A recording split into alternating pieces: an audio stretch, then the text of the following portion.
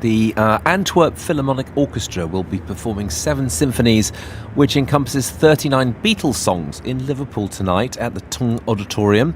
It's called Another Seven Symphonies, a symphony tribute to Beatles music. I spoke to one of the composers running the project, Rob van Weelde, to find out more. It's a reconstruction of Beatles music in a totally different way. In this case, we took 39 different Beatles songs and divided them over 7 symphonies. We don't use the songs as such. We are not making covers, but we use parts of the songs and we create a new symphony whereby also themes do return, as is customary in classical music. That's interesting. So you think that putting in a classical jacket will make it last longer? Because some people would say some Beatles songs might be played in 200 years and some Mozart might not. I'm quite sure that the original Beatles songs will also still be played in 200 or maybe in 2000 years from now, but it will still be regarded as 60s music.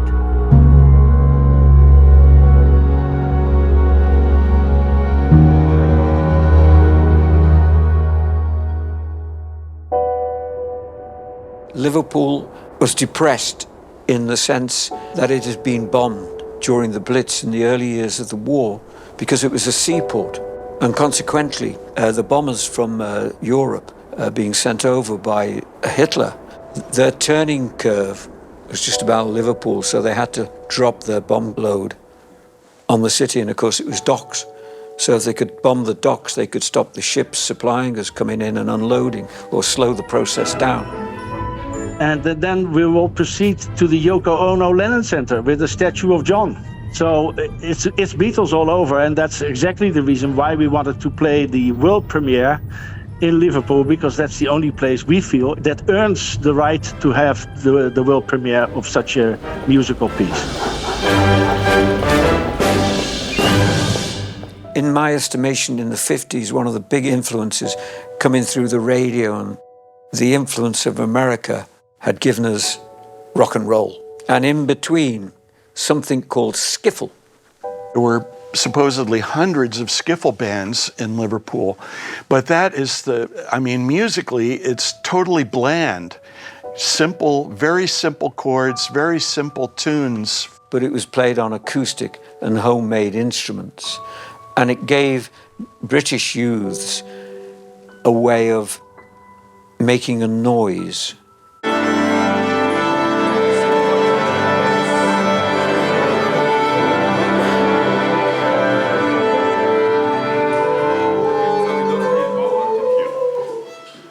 Okay, thank you, everybody. We are going to do the Symphony of Jazz. For the aquarium, Rob and Roeland, please pay attention because I'm going to do what we discussed at home. Okay? Ja, we hebben eigenlijk van tevoren met Alexandra hebben een bespreking bij Rob thuis. Dat is eigenlijk, dan luisteren we de MIDI-bestanden, dus de mock-ups die ik heb gemaakt. Dus allemaal met nep-instrumentjes. En die beluisteren dan met z'n drieën en dan gaan we door die partijen heen. En dan doen we eigenlijk nog in die laatste partij, eigenlijk de finale partij, maken we nog aanpassingen. In haar, want zij heeft dan als dirigent een total score waar alle instrumenten in staan. Daar doen we nog aanpassingen in dynamiek en dat moet echt ter plekke bij de opname. Wordt dat nog een keer besproken met alle orkestleden, omdat in hun partij staat het nog de andere versie, laat maar zeggen. Dus dat moet nog even wat neergepend worden. Er zitten vaak in die dynamische tekens en zo. En waar het hard en zacht moet. En qua tempi en zo. Ja, ze heeft daar een hele goede kijk op. Dus het is natuurlijk Braziliaans. Het moet natuurlijk wel een beetje swingen de hele tijd. I would say let's do everything short. Everything that's not the melody short, so we don't drag. It's much better like this. Zo langzaam maar zeker geoliede machine. We hebben heel veel geluk met de technicus, dat is Patrick. En die leest ook heel goed. En dus die heeft die partituur zo voor zijn neus. Rob en ik en Dominique, de orchestrator, die horen iets voorbij komen. En dan spelen ze het 1 keer door. En dan horen we iets wat niet helemaal lekker zit. Dat zeggen we dan tegen Patrick. En dan Patrick die vertelt het aan Alexandra en Alexandra aan het orkest. Dat is een beetje het lijntje wat... Ja, we hebben het weer gedaan met Antwerp Philharmonic en ook weer onder leiding van Alexandra Arrieche. Die hebben we eigenlijk in de allereerste beginfase er al bij gehaald. En ik moet zeggen, zij is met een enorm enthousiasme hier bovenop gesprongen. Want zij heeft ook in de, zeg maar, de ontwerpfase van de muziek heeft zij al dingen aangedragen. En daar zijn ontzettend leuke dingen uitgekomen. En dat maakt eigenlijk de rol van een dirigent wel een hele bijzondere in dit project, ja. But this is not the first time that we work in this type of project, and so it's always kind of like going back home in many ways. Even though we recorded a couple of years ago. Liverpool was a great place for bringing in sounds from all over the world because of the seaport nature of the city. The kids in Liverpool, in Britain, wanted to be Elvis. The very first time ever in this country the word teenager was used. And the more adults kind of decried it and said, oh, it's just a noise, it's just a racket, it won't last, there's nothing to it, the more young people associated with it. People like John Lennon and Paul McCartney are tuning into this.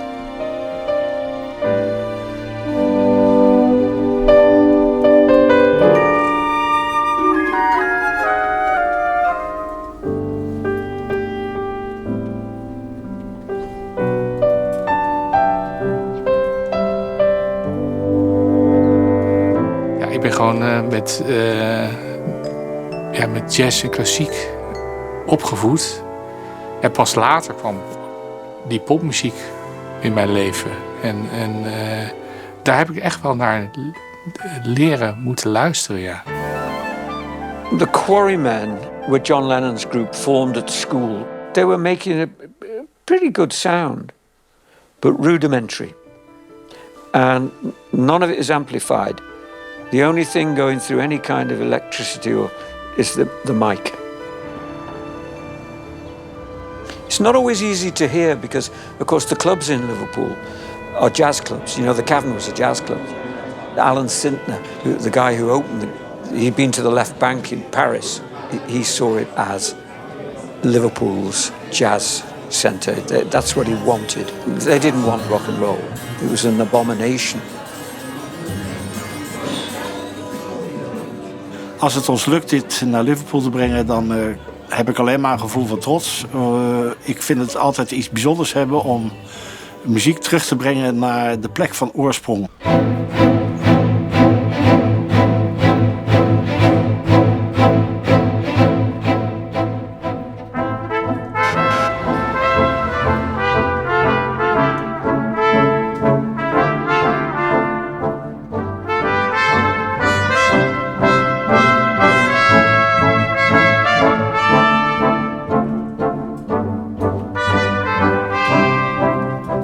Wat ik soms moeilijk vind bij de Beatles is dat een stuk vaak hangt op een gekke gadget of een gekke tekst.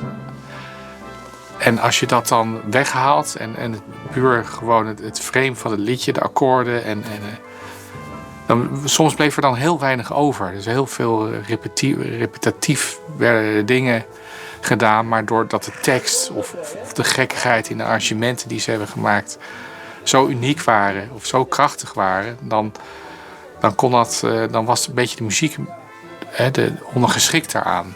Leek soms wel eens. Dat het meer less is more, dat het gewoon een beetje het repetitieve de kracht ook was van het liedje. Maar dat kan in een orkest heel snel saai worden. En dat vond ik wel een uitdaging af en toe. Ja.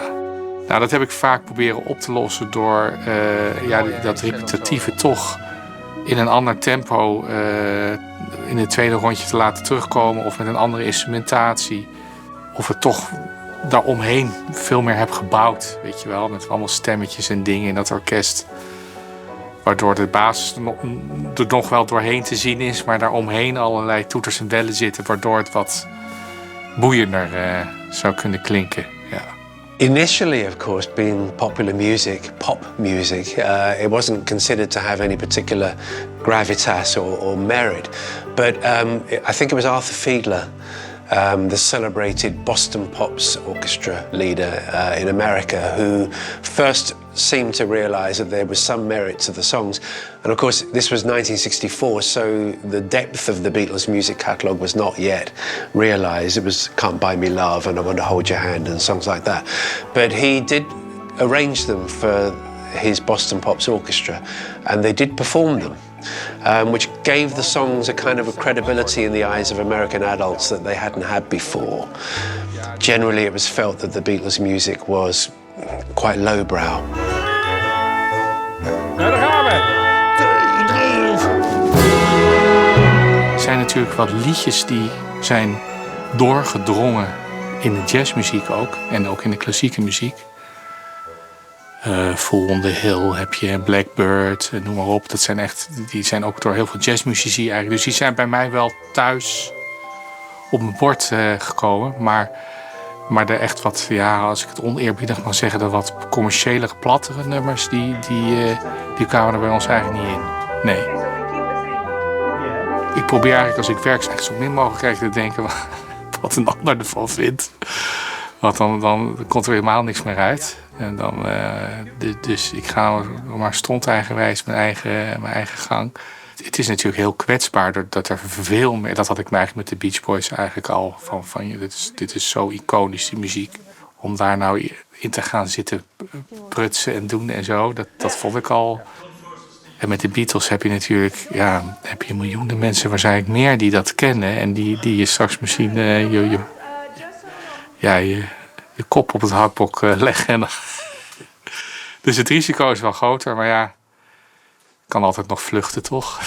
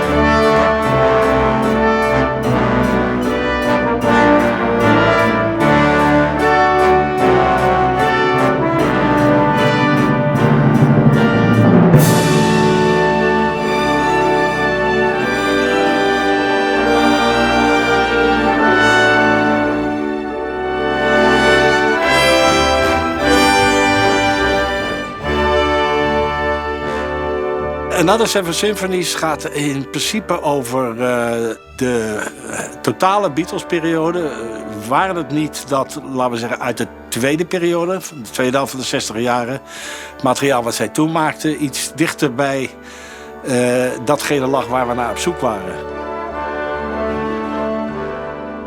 First of all, you've got 215 or thereabouts songs to choose from. And if you include the other songs that Lennon and McCartney wrote, maybe another 10 or something like that. So you've got a lot of songs to go from that period of 62 to 69, 70. And how to actually pick the bits that would work and how to realize how they fit together like a jigsaw puzzle almost. To consider what you would need to add to weave like a tapestry. From one piece of melody or arrangement into the next. That would be very tricky, and I wouldn't begin to know how to do that, but I don't do that. It's for somebody else to do. But the result is fantastic because you end up with a disc which you can put on. I mean, I would have no hesitation in playing this to other people. And if I've got people around for dinner or something, I would put it on. People might think it's classical music, and it is. But it was written by these guys who couldn't write music. The Beatles, who originated as a small-time act out of Liverpool, this truly is a social document for our time.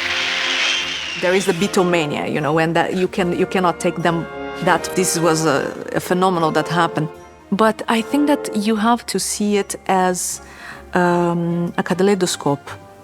You know, it's not a medley, it's not a cover song, it's not a arrangement, it's a composition.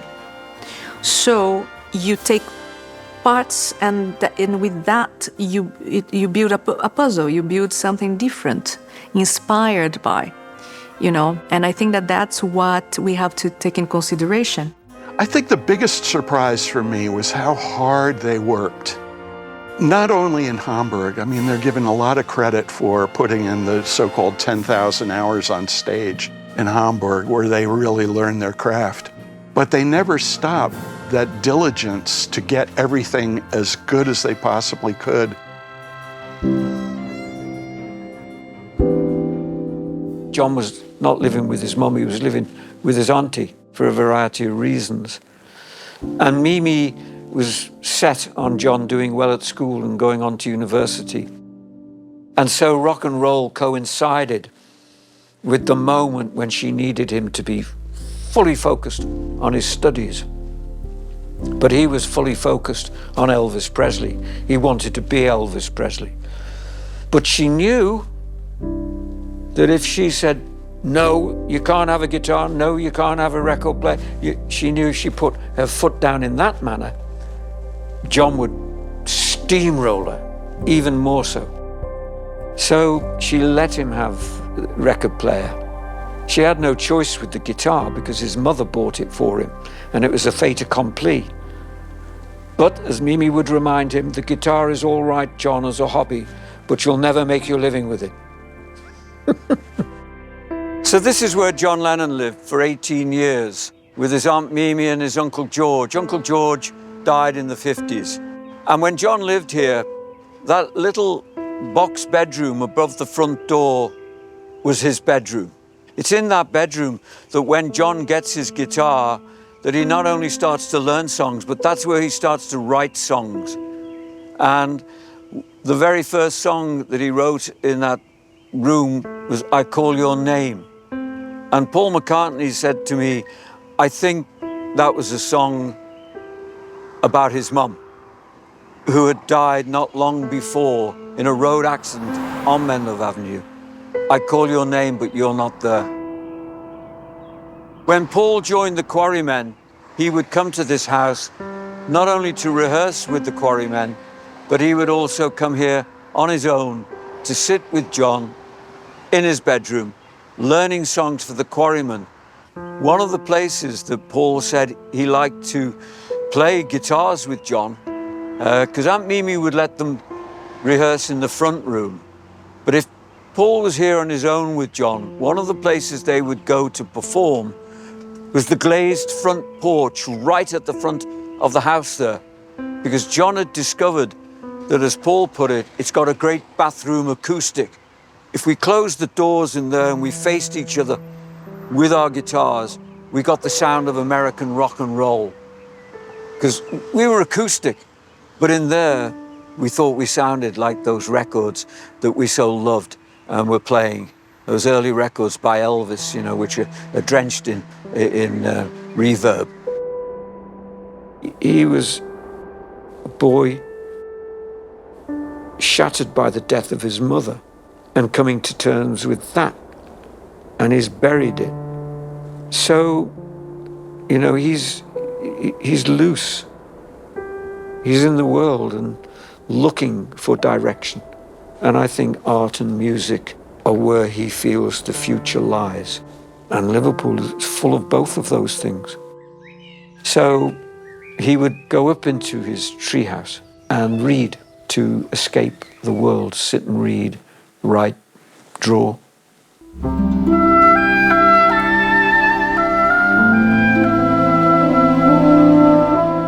Ik denk wel dat die puzzel die Rob zo heeft gemaakt, dat muzikaal heel erg wel verantwoord is. Er zit geen één overgang in of iets wat ik denk van, nou, dit is heel gekunsteld. Ik denk, zelfs als je inderdaad geen Beatles zou kennen, dat je net zoals de Beach Boys daar dat als een nieuw klassiek werk zou kunnen ervaren. Maar dan moet je ongeveer van een andere planeet zijn als je niks herkent, volgens mij. But there is something ultra special about Lennon and McCartney's music. And it owes to the incredible dexterity and variety of the music that they composed. Principally Paul McCartney, but also John Lennon's stuff does also come out very well when symphonically adapted. But Paul McCartney's particularly so because his gift for melody is really unparalleled in the modern age, in probably any age. And even the songs of his that are the less known songs actually have great things going on inside them that comes naturally to him as the composer. He doesn't necessarily realize quite the technicality of what he's doing, but the gift within him is such that he creates these melodies that just lend themselves to arrangements and of all kinds, not just classical, but all kinds. Every kind of arrangement you can imagine has been done to those songs and they always seem to work. Het probleem met de Beatles is dat zelfs de onbekende nummers zijn bij iedereen bekend, ongeveer. Je moet ongelooflijk op je qui-vive zijn, je moet ontzettend je best doen om als je met zo'n project begint, om daar zoveel mutaties in te brengen, zoveel speelse oplossingen in te brengen, dat je eigenlijk de luisteraar continu op het verkeerde voet zet. Dat heb ik gedaan met een reden, omdat wat je wil voorkomen is dat je de grootste karaoke van Europa aan het maken bent. Dat als je dat ooit een keer live performt, dat mensen de neiging krijgen om mee te zingen. En de bedoeling is dat zodra die neiging opkomt, dat we net verspringen naar een ander nummer. So we're standing on Vale Road, and just around that corner lived Ivan Vaughan, Nigel Walley and Pete Shotton, who were members of the Outlaws, with their friend John Lennon, who lived just around the corner that way on Menlove Avenue. And one of the things the Outlaws liked to do was to climb this wall, because this was the boundary wall of Strawberry Field. And the ground staff, who were employed to keep the grounds looking good, if they saw the Outlaws, they would send them packing, chase them off, and they would skedaddle back over the wall. And that was part of the thrill, because they were trespassing, really. They were coming into somewhere where they shouldn't really be. This was a boarding school. Children would come here. It was owned by, as it still is, the Salvation Army.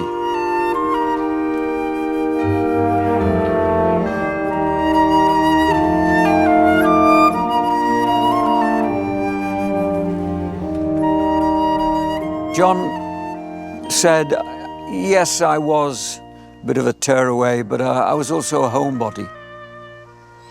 And sometimes I would go into my treehouse that my Uncle George had built for me. But I would go in often on my own, take my books and my sketch pad, and I would spend hours up there, dreaming. Because I used to do my dreaming at Mendip's in my own bedroom and in my treehouse. And one of the places he liked to look upon was the grounds of Strawberry Field. And I think Strawberry Fields is redolent of John, of a life before the music, before the Beatles. John Lennon will say, before Elvis there was nothing. He had also what they called a tranny, transistor radio, little radio. And so on that he could pick up Radio Luxembourg. And Radio Luxembourg was playing contemporary music, music for teenagers. Strawberry Field's another great example.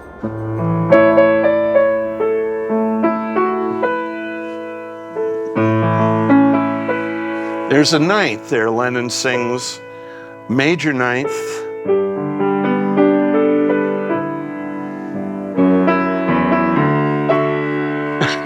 There's that ninth again. Now a major ninth. So the Beatles were always adding that extra spice to their melodies and their harmonies that surprise people all the time. And you could say they're breaking rules, but they're really just providing unexpected behaviors. But you can see these pieces come together. Now, Ivan doesn't go to the same school as John. John goes to Quarrybank. Ivan goes to the Liverpool Institute, where he's met Len Garry. And he's introduced Len to John, and Len has become a quarryman. He and John got on well. So Ivan thinks, well, my best friend at the Institute is Paul. I think it's time I introduced Paul to John, because Ivan knew Paul played piano, was a tremendous singer, and so he invites Paul to the church fete. So this is the hall in which the church would hold its youth club, and where on the date of the 6th of July 1957, John will be formally introduced to Ivan Vaughan's friend Paul McCartney. And Paul has witnessed the performance by the quarrymen. He's been impressed. I think one of the things that he said that had impressed him was that John Lennon didn't know the words to all of the songs, particularly Come Go With Me, which was a record by the Del Vikings. And Paul had this record. Paul McCartney turns up wearing a white sports coat. Now, why would he be wearing a white sports coat? Because he's into a record that he's heard on the radio by Terry Dean, white sports coat and a pink carnation. So it's kind of dictating not just music, it's dictating fashion. Paul is going to play and sing 20 Flight Rock by Eddie Cochran. He's just learned the song. And he will say to me in conversation, I didn't have my guitar with me, and I'm left-handed, and all the boys in the Quarrymen were right-handed. So the first thing I had to do was borrow a guitar. I think it was John's. But I'd been in this situation before, and so I'd learned how to play some songs upside down. So I played 20 Flight Rock upside down, but I knew all the words. And that was the currency, really, that got me into the Quarrymen, because they were impressed. I could sing the song and I knew all the words. I think John Lennon is thinking, well, he can sing and he looks like Elvis. But Paul is going to blow their minds by sitting at a piano that was in the church hall and did Long Tall Sally with all Little Richard's vocal nuances and glitches. I think all the Quarrymen, their jaws must have dropped. And in that moment, in this room, I think something very magical happened. A connection. If nothing else, a connection. I think the moment is when Paul sits at the piano and sings Little Richard. I think that is the moment that he's saying to John, this is who I am. I've heard you sing, and I think you're good. Now hear me. And I think in that moment, I don't know whether Paul was throwing down a gauntlet to say, you know, I want to be in the band. I'm good enough. But I think in that moment, John recognized a soul brother. This is where two like minds are brought together and the sparks begin to fly. St. Peter's Church Hall, July the 6th, 1957. We can nail it precisely.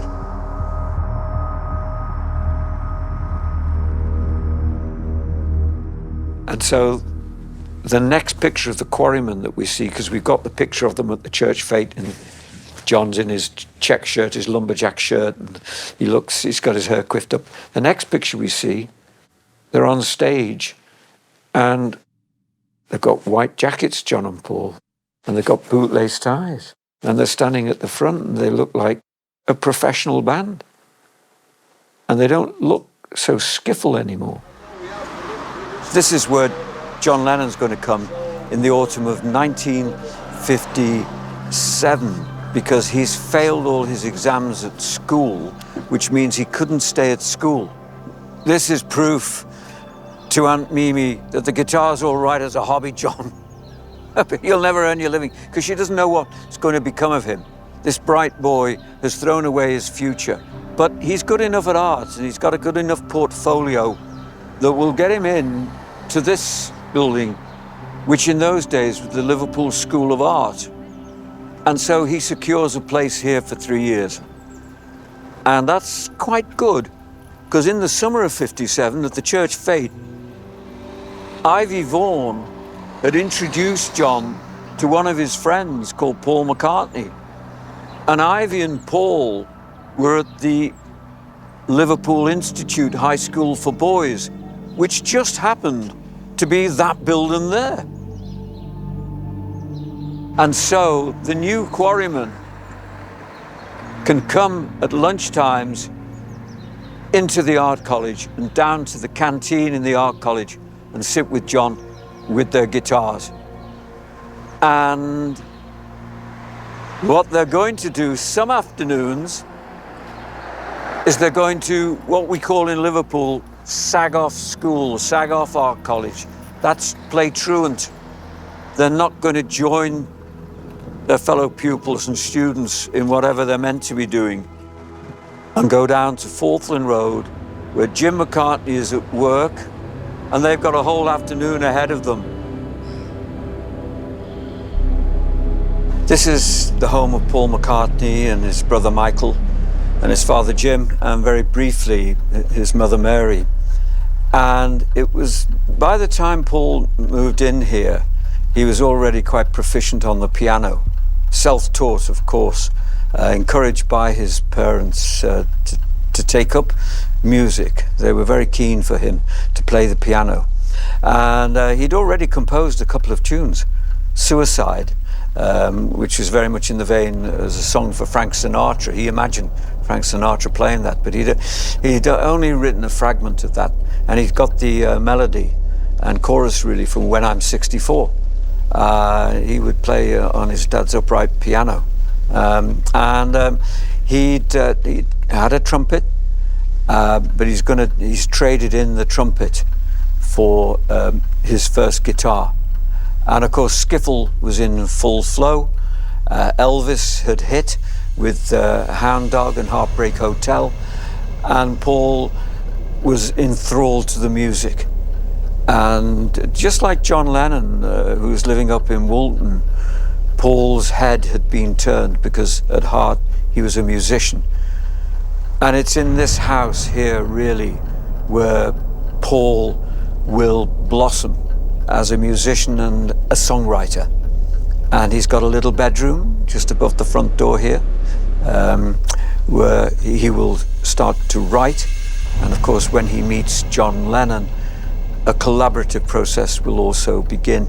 But I think it's at this house that he writes his first song on guitar, I Lost My Little Girl, which is a song he'll play to his good friend at school, Ian James, and will later, on reflection, say, I think the title tells you it was about my mum, who died a few months after they moved in here. They would sometimes get the 86 bus, walk down Forthland and let themselves in with Paul's key, and they would sit in the front room, make themselves comfortable, and they had a good couple of hours to work on music, learning covers for the quarry they were going to play and introduce to the quarrymen. But they will also, once they've kind of owned up to each other, that they're also experimenting with songwriting themselves, this is where the friendship, the songwriting partnership will develop. Paul will take a school book that he's got, and that will be where they will document original Lennon and McCartney compositions. This is where that songwriting partnership really develops. 20 Forthland Road.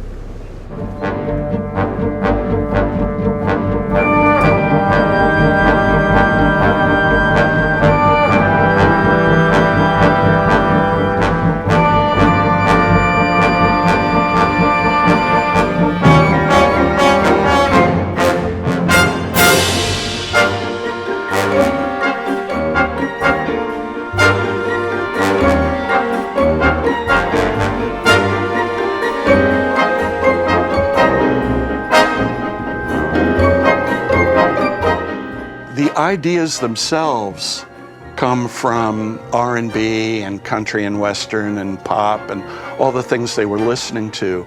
But they really had a way of developing these ideas in more interesting or more complex ways, like classical composers would do. Well, George Martin was the Beatles' record producer, recording manager was what they called him at the time. And he had a background in classical music as well as other forms, because he had attended the Guildhall School of Music in London from, I think, 1948 to 1950. Ultimately, he didn't graduate, but got a job in the recording industry working for EMI. And once there, he had to produce whatever the record label Parlophone was actually putting out, and that included chamber orchestras, string quartets, and all sorts of interesting combinations of instruments. So his ability to read and write music was important then, and especially so when he came to work with the Beatles. George Martin heeft ongelooflijk veel invloed gehad op met name het orchestrale gedeelte van de Beatles. En dat is voor ons natuurlijk met, laten we zeggen, de visie waar wij op zoek gingen naar werk van de Beatles, is dat een godsgeschenk geweest. De invloed van George Martin. En natuurlijk hoor je de invloeden van Lennon, je hoort de invloeden van McCartney. Ik moet zeggen dat Harrison is waarschijnlijk de meest onderschatte componist van de drie. En heeft waarschijnlijk de twee meest gedraaide Beatles-songs gecomponeerd. And when he would get on the 86 bus, another boy would be on the 86 bus who was younger than him, but wearing the school uniform or a version of the school uniform. So Paul knew this young boy was going to the institute. Paul said, "I clocked George right away," because his school books were covered in drawings of guitars. He had this amazing head of hair. It was piled high. He looks interesting the way he's dressed. And he's got the... We used to nudge each other and say, "He's got a fucking turban."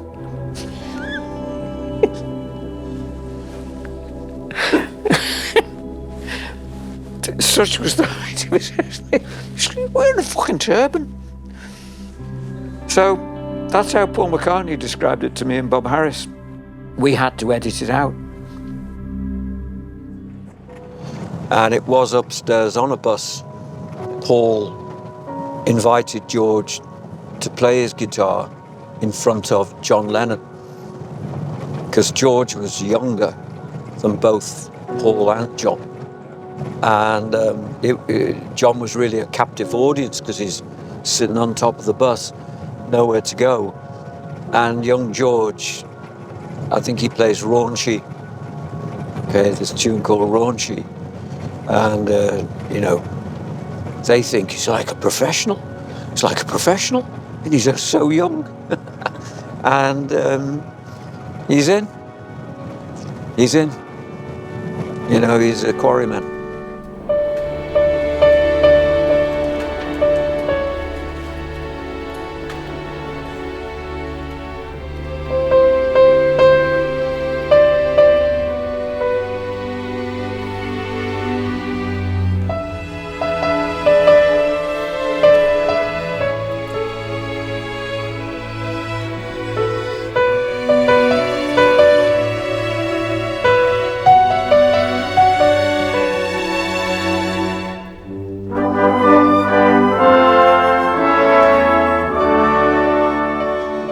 Time that John and Paul are writing songs, and they've been writing them since they were schoolboys. In 1958 was when they really began. In fact, John and Paul were writing songs before they'd even met. And then when they did meet, they decided they would write songs together. They had a very considerable head start on George, who didn't really try writing a song until 1963. Lennon and McCartney were 5 years into it by then. They had made their mistakes, if you like, such as they were. They'd made them privately, which nobody ever heard. By the time the public was hearing them, they were writing golden hits. And George was beginning. He had Lennon and McCartney to be inspired by, to witness, to observe, to copy. So he had a grandstand seat at the creation of all these extraordinary pieces of music, and began writing songs himself which were always interesting, but they didn't have, one could argue, the same depth or the same melodic construction or the same complications, if you like, that Lennon and McCartney's songs had, where they would introduce things you weren't expecting. Here we are in Hayman's Green, 8 Hayman's Green, and this is where on 29th of August 1959, Mona Best, who lived here with her family, opened a club specifically for teenagers. This was an outpost of teenage pop culture, really. It was a club that she opened specifically for her sons, Pete and Rory, so that they could hear the music they loved, rock and roll. Because go downtown to the Cavern in Liverpool in those days and you only heard jazz. Jazz was the music that they allowed in the Cavern. But here at the Casbah, Mona was going to allow rock and roll to be played. And it was in this tiny space on the 29th of August 1959 that 300 people crammed in to hear a band play on this stage. There were 4 guitarists, and you can see them in this photograph here. Young George Harrison, Paul McCartney, John Lennon, and a chap called Ken Brown. The Quarrymen, as they were, but no longer really a skiffle group. They were a rock and roll band. Didn't have a drummer, mind. The rhythm was in the guitars, apparently. And of course, they're going to be, in the early days, helpful to Mona because they're going to help decorate the club. John, Paul, and George painted these stars that you see. John was going out with Cynthia by then, Cynthia Powell as she was, and she took a photograph that Mike McCartney's, and she took the silhouette of the photograph he'd taken of John that was used as a poster for the club, which you can see, and she painted this silhouette of John over what was was a fireplace.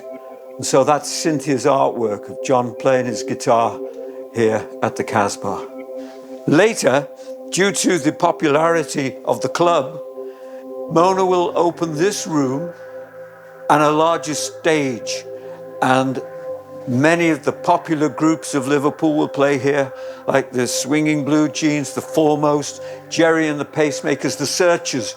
You'd feel that what you were listening to, what you were doing with rock and roll was special. Whereas a lot of adults made you feel that rock and roll was worthless. It wasn't proper music. It's not proper music, you know. But here it was celebrated. George Harrison painted this ceiling, and Paul McCartney painted this ceiling here with a colour scheme that he still uses for his piano when he goes out on tour, a Magical Mystery Tour. It's a colour sequence that he likes. Paul McCartney also used that same colour sequence on Ram, his second solo album. John Lennon painted this ceiling for Mona that we see here, and being the artist that he was, he wanted to sign his work, but he didn't sign the ceiling. He signed here on the wall. Because of the way that the Beatles had been instrumental in helping set the Casbah up by painting and designing the ceilings and things, they felt it was their personal space, and they took a great delight in playing here. 47 times, we are told. Yeah. They're not playing Lennon and McCartney songs, they're playing covers at those lunchtime sessions in Hamburg and in the Cavern and at the Casbah. It's only later that they, 62 1962 that they start feeding in their own songs, encouraged by Brian Epstein.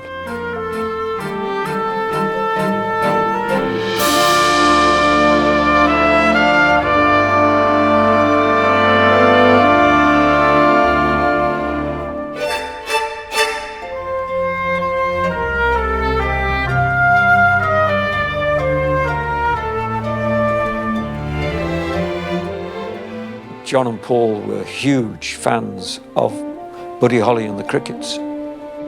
So there's your inspiration. They want a rock and roll name.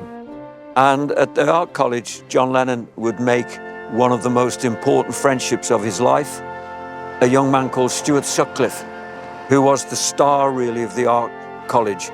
He sold one of his pictures to John Moore's summer exhibition. When he got the money for that, he would be persuaded by John and Paul to part with some of that money to buy a bass guitar to play in a band that had morphed from being the Quarrymen into having a proper rock and roll name, the Beatles.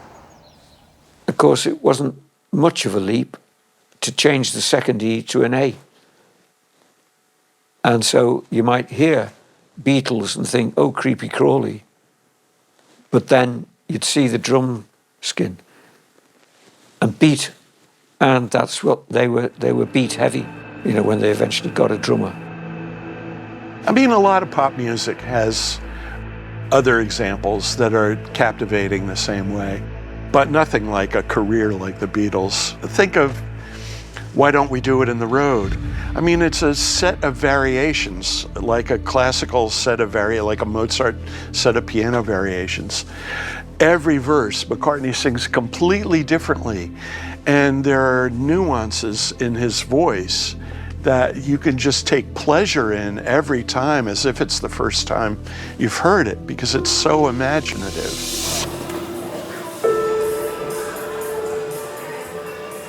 Well, the Cavern was a hot spot, you know. It had given up on jazz in a way.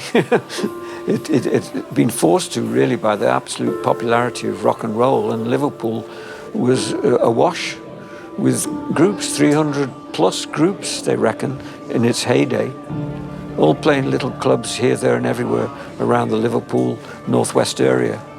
And the Cavern was tiny. It was the center of that universe. If you played the Cavern, you'd achieve something. You'd go to the Cavern, and the Cavern's ceiling was low. If you danced there, and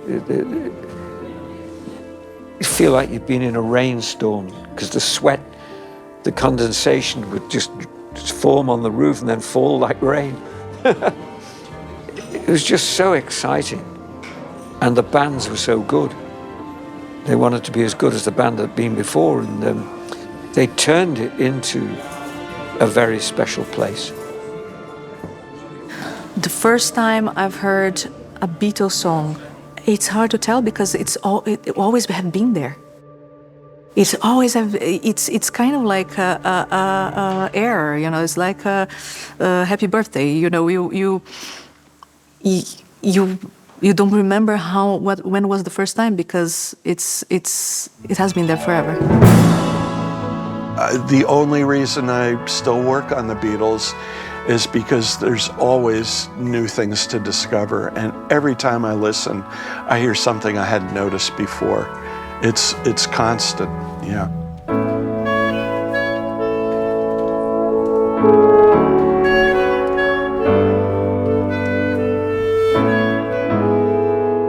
With Abbey Road, we know from interviews with especially McCartney and George Martin that they were trying to do something bigger and tie it together in like classical structures.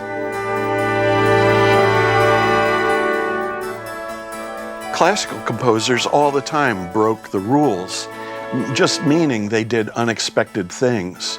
So the Beatles did that quite a bit. For instance, their interest in dissonance that we've already talked about a little bit.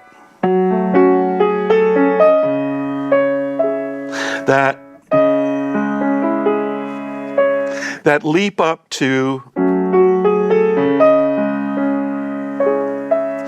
that non-chord tone that's dissonant against the underlying chord. We call that an appoggiatura, to leap up to a pitch that's not part of the harmony, and it resolves down by step. We give it that Italian term, appoggiatura, sigh, because it happened all the time in the Baroque, especially.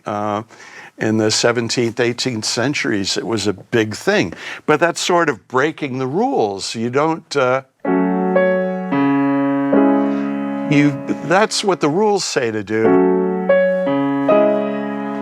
But we have that. And Yesterday has the same approach to dissonance. It opens with just these open fifths, and then McCartney comes in. It's another ninth, just like it's another ninth resolving down by step. Is it breaking a rule? I don't hear it that way, but it certainly catches the listener's ear, and the listener's wondering what's going to happen. Love Me Do, they record 6th of September, or June or September, something like that, with Pete Best. And the consensus is it's not good enough, and the reason why? Pete Best isn't good enough drummer. So they play a gig in the Casbah. Pete is elbowed out, and she closes the Casbah within days. She closes the Casbah. Well, because they've signed Ringo. George was the main instigator of getting Ringo, but they all like Ringo because they met him in Hamburg. I suppose in a way it's a bit of a challenge with the Lennon-McCartney catalogue to find surprises in the songs. It's been part of our life for more than 60 years. Probably I would imagine the challenge for any arranger would be to find something in these songs that the audience hasn't heard before. But I think that Roeland Jacobs has actually managed to achieve it, because there is a delight in hearing the arrangements in this particular fashion. It makes you think about the songs in a different way that is really rewarding, and just, again, makes you realize how rich these compositions are. But even just a little bit ahead of their time, for instance, in Day Tripper, it's not just a single line doing that, but two guitars and bass. And that became a big thing with Cream and Led Zeppelin.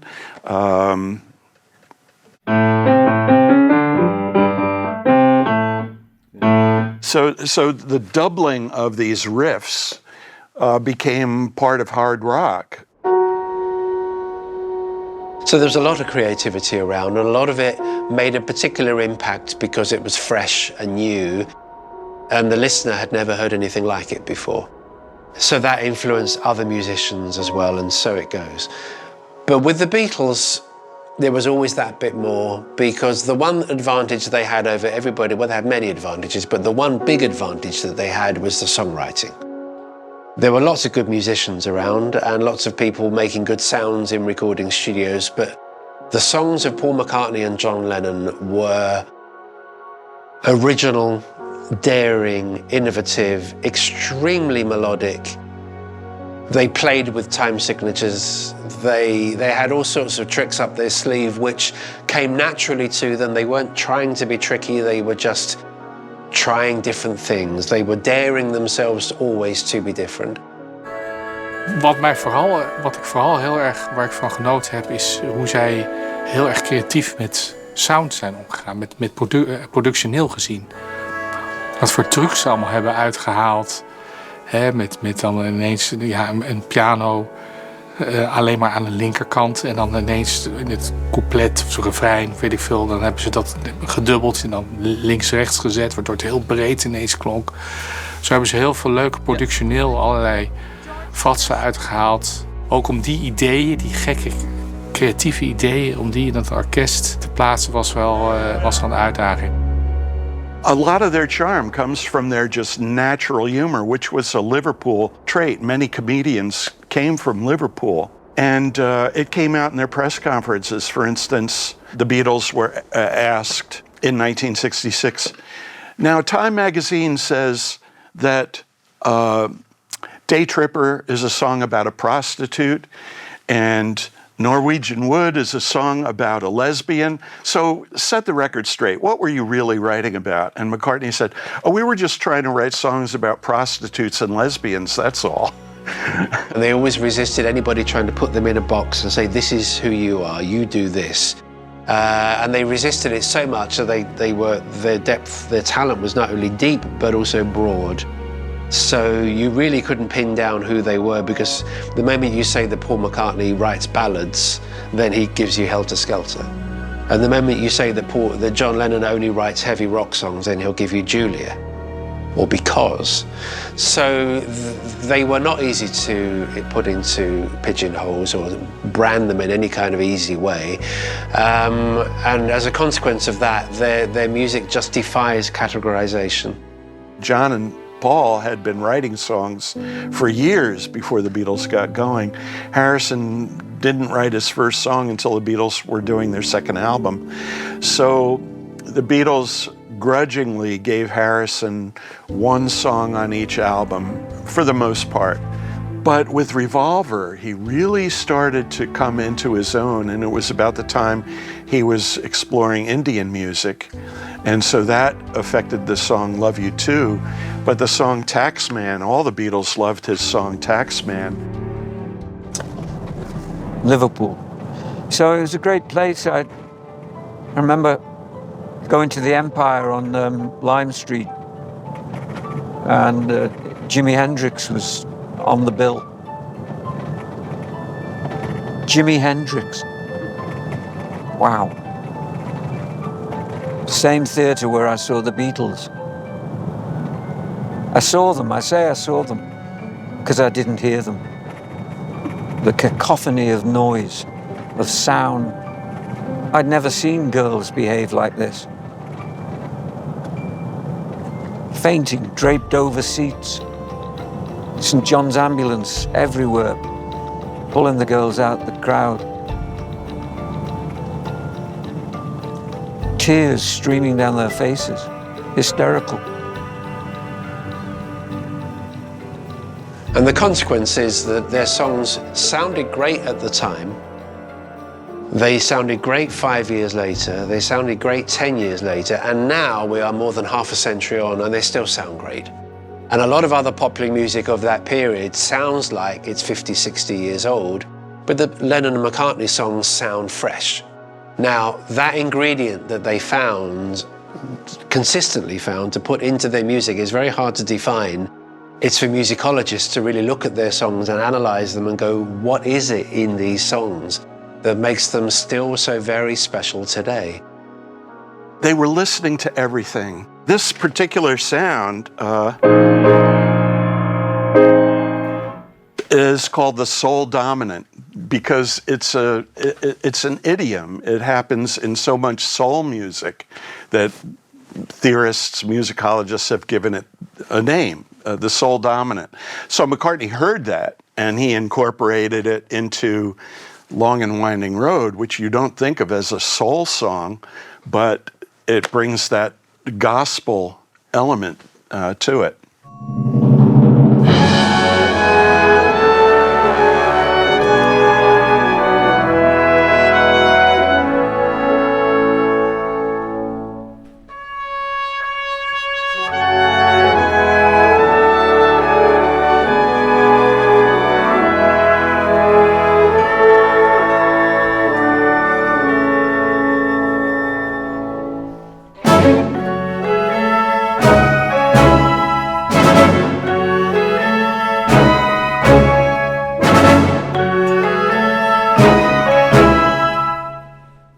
The Beatles were usually very open to George Martin's ideas, but sometimes they would argue with him. And there's a really good example about classical influence. In Yesterday, McCartney and Martin decided they wanted to have a string quartet provide the instrumental backing along with McCartney's guitar. McCartney said, "Oh, we don't want this schmaltzy Mantovani sound." And Martin said, "No, your actual string quartet." He might have said, like Mozart, for instance. While they were working, McCartney said, "Now there's this one point, I want to add a bluesy touch. I want the cello to do something bluesy here." And what he was talking about was in the middle section.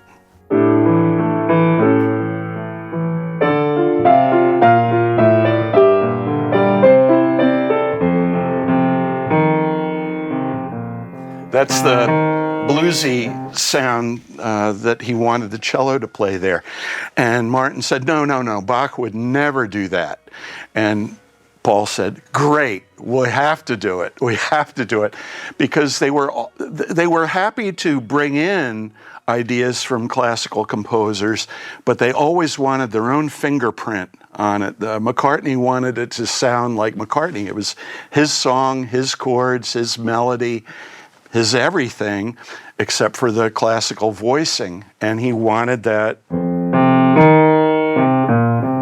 So. In fact, one thing we haven't talked about really is the fact that a lot was made in the 60s of the fact that the Beatles, and in particular Lennon and McCartney, could not write music. And there was an assumption in those days that unless you could write music, then you couldn't compose music. You couldn't actually come up with a song. That was a misapprehension on the part of the general public, that only by writing on a piece of notation, by writing on the music manuscript paper, writing the dots and writing all the clefs and all the semi-quavers and demi-quavers, only then could you write a song. The Beatles proved that you didn't need to know that because they understood music. George Martin was very flexible, and that helped them grow, that helped them experiment, try different things. His classical background came in very handy.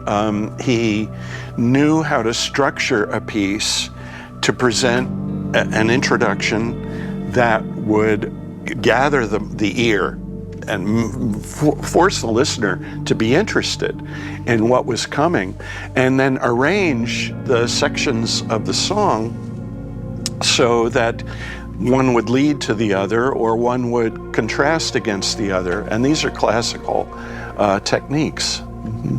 When they were coming up, Brian Epstein had encouraged them to write their own songs because they didn't want to sing other people's songs for their records. George Martin was trying to get them to sing How Do You Do It? And they didn't want to do that. So they said, well, we write songs ourselves, we'll record our own songs, we're only going to record our own songs. Brian knew that they'd got other songs, and Brian had started to develop a stable of artists from Liverpool.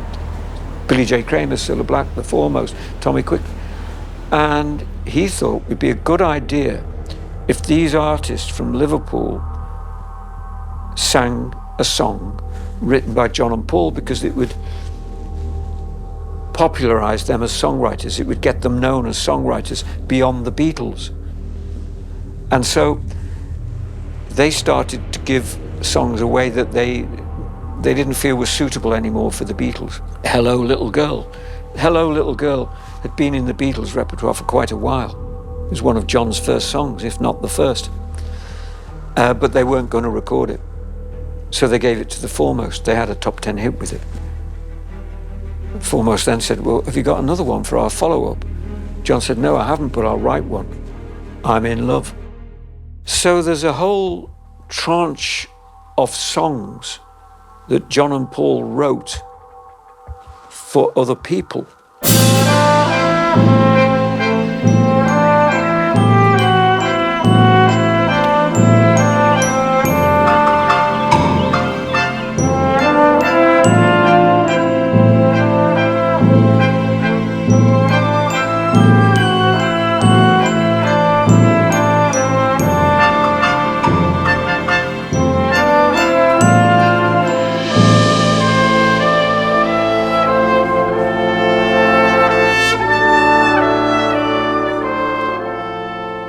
we are in the graveyard of St. Peter's Church in Woolton. And this is where, on occasion, John Paul and the quarrymen, who were members of the youth club, would sit on this wall in this precise spot, maybe just having a crafty cigarette, something like that. But when they would sit here, they could see directly in this gap between these two gravestones the grave of John Rigby, and if you go down, you see it is also the grave of Eleanor Rigby. And maybe subconsciously, this is going to register in the memory of Paul McCartney.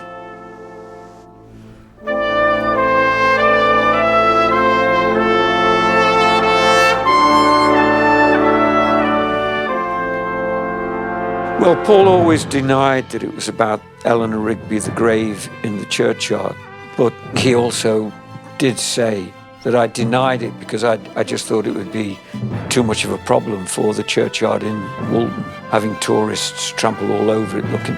He kind of admits that it was the grave of the Rigby family.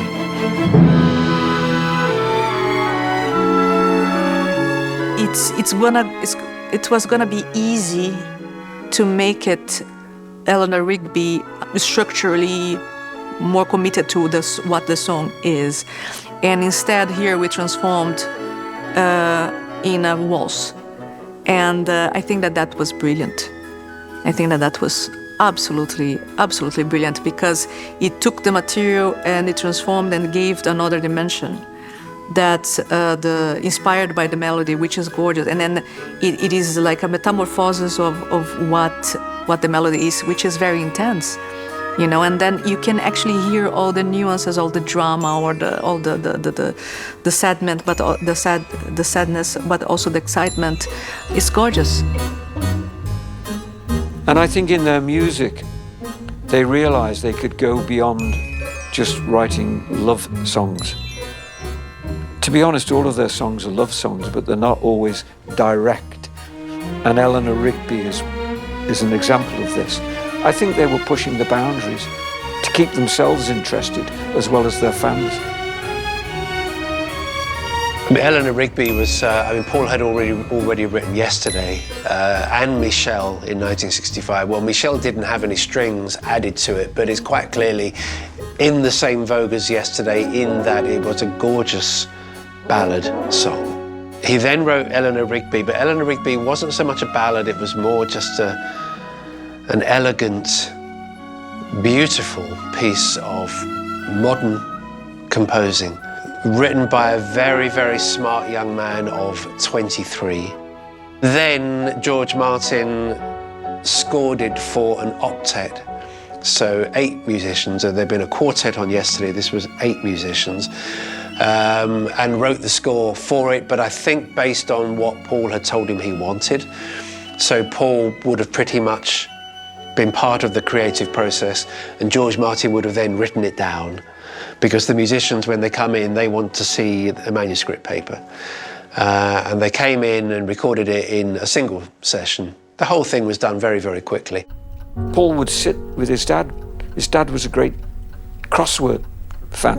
He did crosswords all the time, and Paul would help him out occasionally when his dad was stuck on a word. So Paul had a facility with words, language, and I think he wanted to move beyond a simple vocabulary. And Eleanor Rigby was an early example of the potential that he's beginning to recognize in himself, and the studio and the 3-minute pop song for doing something on a grander scale, really. McCartney isn't often celebrated for his poetry, but think of lines like in She's Leaving Home, the line, she goes downstairs to the kitchen clutching her handkerchief, that ka-cha, ka-cha, ka-cha. You can hear her sneezing in a handkerchief, the kitchen clutching handkerchief, right? He's very, very aware of the sounds of words. Lennon's poetry is celebrated, but not as much as it could be. For instance, it's not generally known that the song Tomorrow Never Knows is based on a very Shakespearean sound of iambic pentameter. Turn off your mind, relax and float downstream. I have 5 measures of all iambs, and it's like that through the whole song. It's very much like a Milton or any of the great English poets.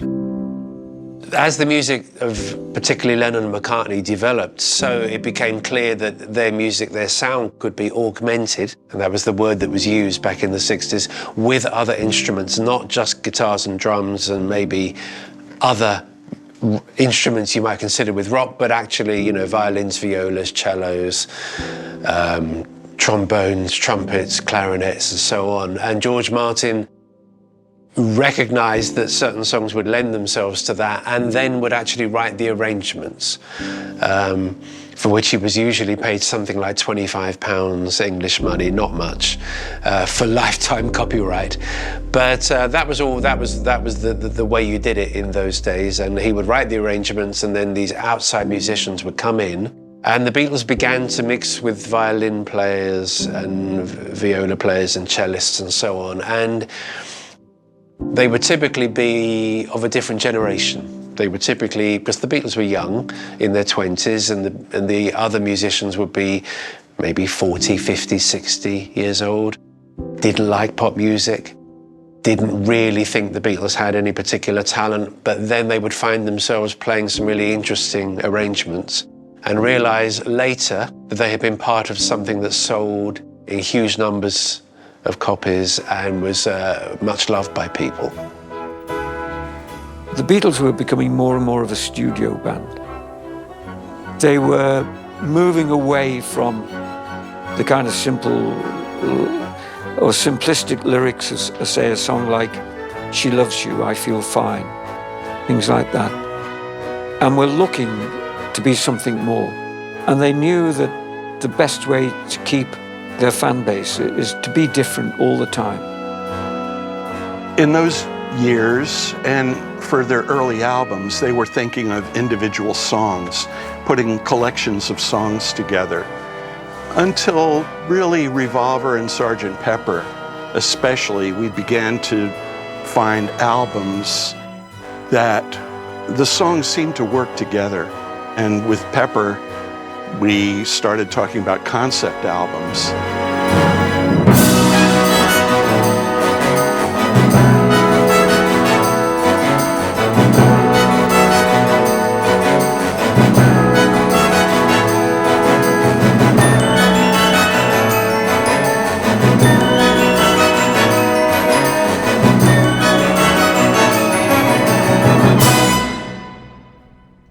It seemed that the whole music industry, the music world, was in London. London was the capital. It's where everything happened. On one level, it didn't seem like why wouldn't they? On another level, it was disappointing that they were going to leave their hometown, our hometown. But it seemed to me that it was the next step on their journey of success. London is where it was all happening, where the studio was, where people who were famous lived in that area. You know, it was the centre of the entertainment world in Britain. And it was a marker of your success that you had a big house down near London. So it didn't seem, I was never one, my friends were never ones who would say, oh, they've deserted their hometown, they've sold out, or anything. Phrases like that didn't really exist or come into our orbit, you know. It was what you do when you get famous. The principal venue for classical music was Philharmonic Hall. That is the home of the Royal Liverpool Philharmonic Orchestra. It's in a lovely building in a lovely part of Liverpool, well known to the Beatles because they grew up and went to school very nearby. And in fact, they used to attend speech days and things like that from their school in the Philharmonic Hall.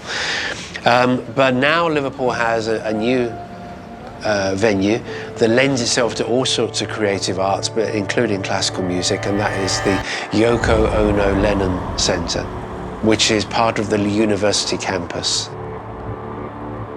And it really is, like all arts venues built in the modern era, it is pretty much state-of-the-art in that it's now understood how to create the right kind of venue for performing arts, both in terms of public appreciation and acoustics.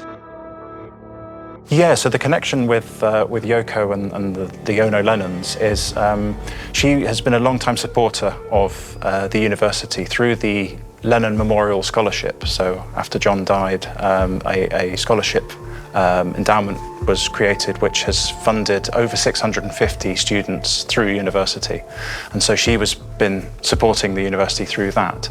And when they were looking to build this building, they approached her to say, as you've supported the university in Liverpool for so many years, would you consider also helping us to create this building? And so she said yes, and she got her name on the building. We should also mention the Tung brothers were also graduates of the university who gave some money towards the concert hall as well. So between the generosity of Yoko and the Tung brothers, we have the Tung Auditorium inside the Yoko Ono Lennon Centre. So the building was opened in March 2022, and Sean Ono Lennon came to actually open the building. Yoko doesn't travel so much internationally these days, so Sean was there on behalf of the family, and he was lovely. I mean, you never quite know when you meet people that famous, or certainly has the most famous parents in the world, you could argue. Het is niet voor niks dat wij dit orkest meenemen naar Liverpool. We hadden natuurlijk ook lokaal een orkest kunnen inhuren, dan waren we waarschijnlijk wel een stuk goedkoper uit geweest. Maar je wil gewoon dat het goed gebeurt. En we hebben met dit orkest hebben we de zekerheid dat het goed gebeurt, omdat zij meesterlijk zijn in het crossoverspel. Ze zijn eigenlijk van alle markten thuis. Je kan ze net zo makkelijk de West Side Story laten spelen als echte klassieke stukken van Bach en Beethoven en Tchaikovsky en noem maar op. Tot en met de meest poppy en soul-gerelateerde ritmes. Dus voor ons is dat een geweldig geschenk uit de hemel. Voor de type muziek wat wij maken.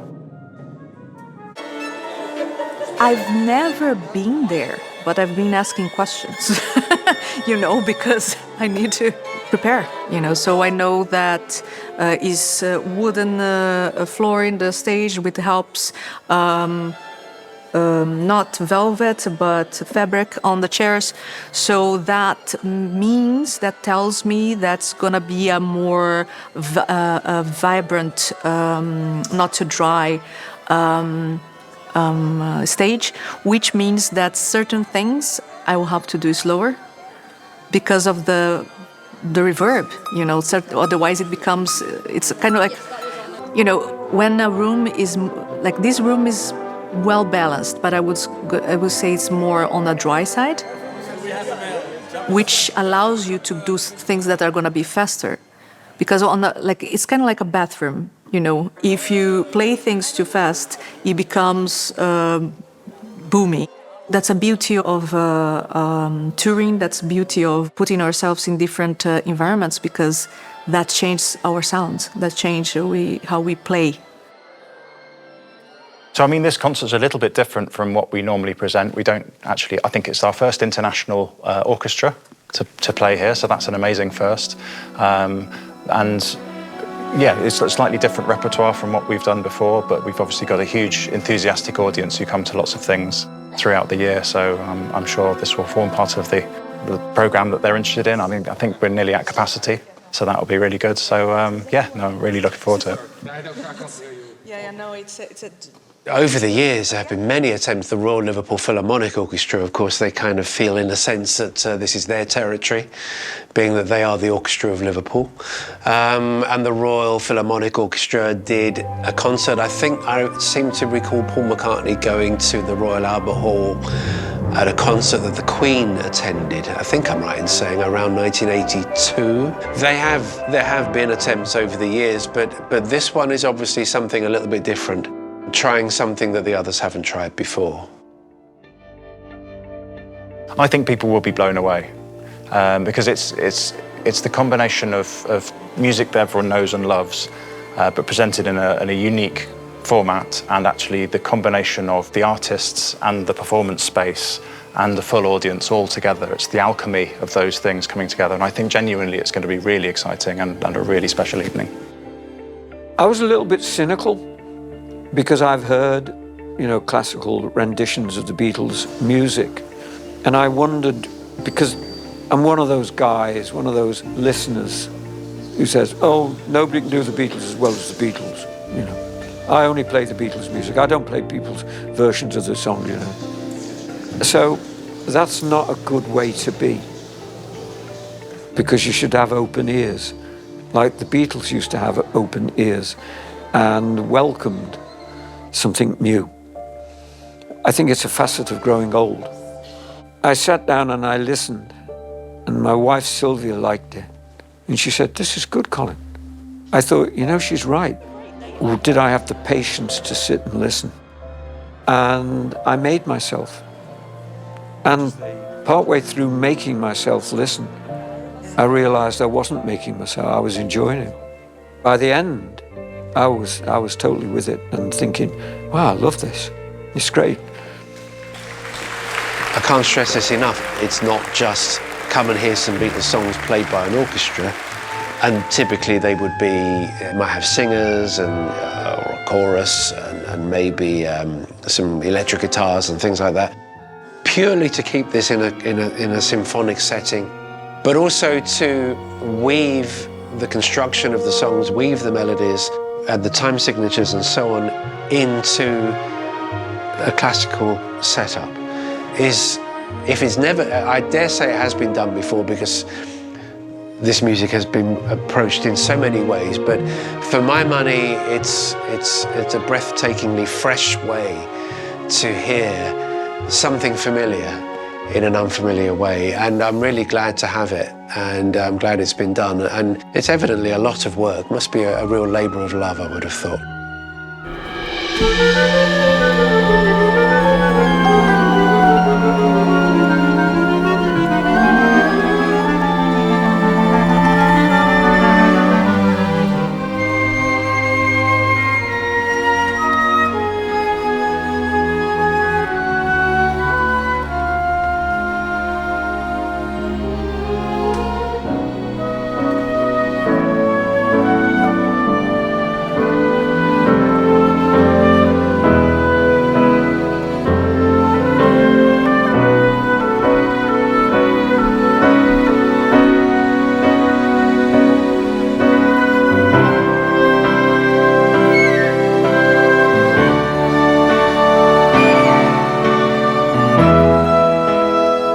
Seven Symphonies is something different, where it's not just one song set for orchestra, but groupings of songs working together that add to the original songs. So, for instance, right from the start, I Think I Am the Walrus is one of the first things you hear. And the people who set this music recognize that descending part there.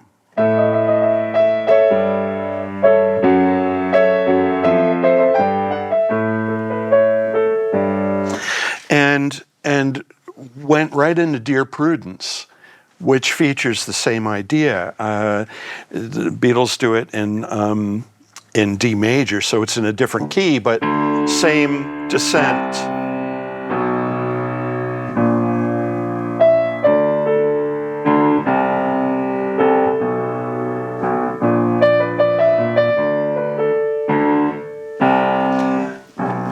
So they were able to pick out musical ideas that connected songs in new ways that hadn't been done before. They make symphonic poems out of Beatles songs. So the Symphony for George is interesting because it's not Lennon and McCartney, and the song's possibly a little less known, I think 2 of the earlier songs have been picked and 2 of the later songs. 4 pieces in there, but actually it really does work. They are his tunes, though. They are his melodies, and they have been beautifully put together. And there's 2 of the later songs on there. I think Here Comes the Sun and Something are part of the symphony. They were for the Abbey Road album in 1969. And these were the songs that Paul McCartney said in a meeting in September '69 that until this time I didn't rate your songs. Now I really do think that they're really good songs. They're great songs. And Paul has been performing Something in concert for about more than 20 years now as a tribute to George. So it's really good that this song, these symphonies aren't just Lennon and McCartney, that we also have George in there as well, because his songs deserve it.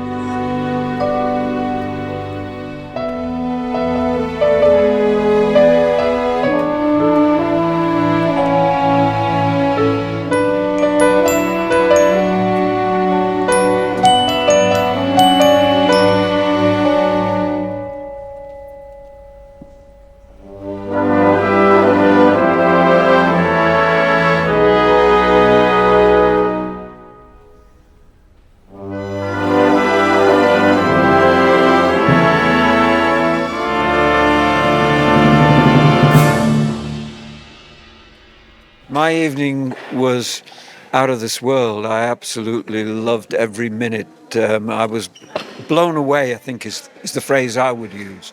To hear that music in this auditorium, it was emotionally quite moving. You know, made me realize once again what a fabulous band the Beatles were. And this has emphasized to me that they are the band of bands. I doubt we'll get a band that writes such a wide-ranging body of music that touches so many bases, and they did it effortlessly because what they were doing was pushing themselves, and George Martin was at the helm to guide them, and Rob van Weelde and Roeland Jacobs in doing what they've done with arranging this music and writing it, and the orchestrator, Dominique van Hagenberg, is nothing short of miraculous, because they've brought this music to us without the words, and it's invested it with an energy and a vitality, which is like hearing it for the first time. So I was on another planet. Planet Beatles, but planet Antwerp Philharmonic. It was wonderful.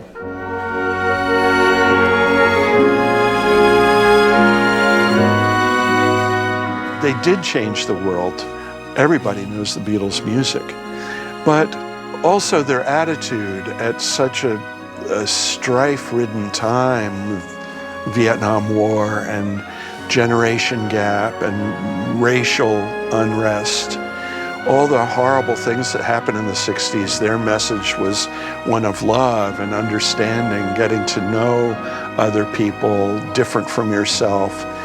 And I hope that's an idea that lives on and is just as captivating as their music is.